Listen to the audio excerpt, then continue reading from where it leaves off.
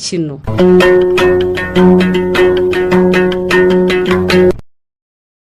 ariko se kwize ko habura ukwezi kumwe ngo itariki muganga yampaye kubyarira higere uzama amafaranga arya ari ngo nshaka imyenda y'umwana. Ariko ejo bundi sinazanye imyenda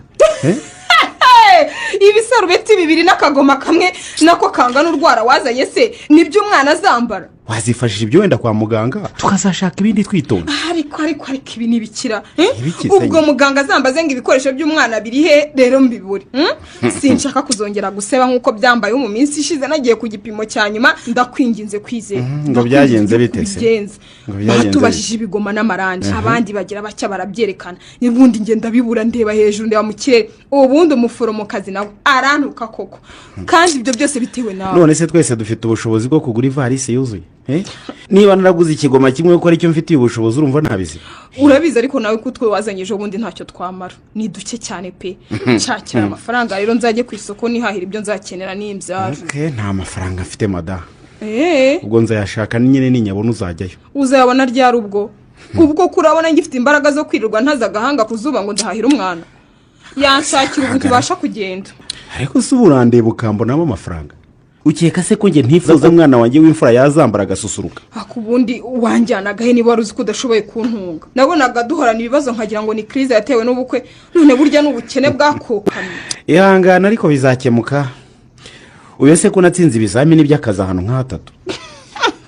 Akoma nawe hari aho bampamagaye ejo nzajya gukora interview. Ibyo se biramfasha iki? None se urumva ntagiye kubona akazi nyine ibibazo byose dufite bisahita bikemuka cyangwa basi byorohe. Njyewe rwose sinigeze mbaho mu butindi bungana gutya ubu se sinabuze uburyo ninywera icyayi. Yego ye niba utabasha kugura nido ntiwapfa no kungurira agashyushyu byibura. Ntugahore witetesha kwine ubuzima burahinduka ugomba kubimenya ukanabyakira. Yego ye urumva unyweye icyayi n'amajyano ugashyiramo no mu cyayi wabiki cyangwa ugateka igikoma. Reka ntabwo ngewe njyanywa mu karo igikoma cya kawunga najya sinakimira kitarimo amata.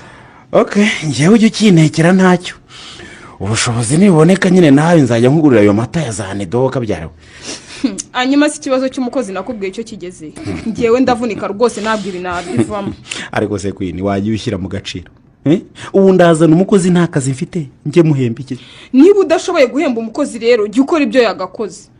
Ugize ngo iki? Ndakeka wanyumvise ariko ujye wimesera ibi bikoboyi byawe singiye kuzatonyoka intoki. Mukanya uraje unambwire ko nzajya nitekera rero ubikoze uzundi wabiki. Ariko sinanakurenganya amakosa n'aya mama mpozaga ku nkeke ngo ninshake muvire mu rugo. Ubona wenda iyo nitonda ngategereza Bariteze wanjye ari kuzagaruka. Bariteze zuwo ninde kandi? Umusore wankundaga nanjye nkamukunda nuko amata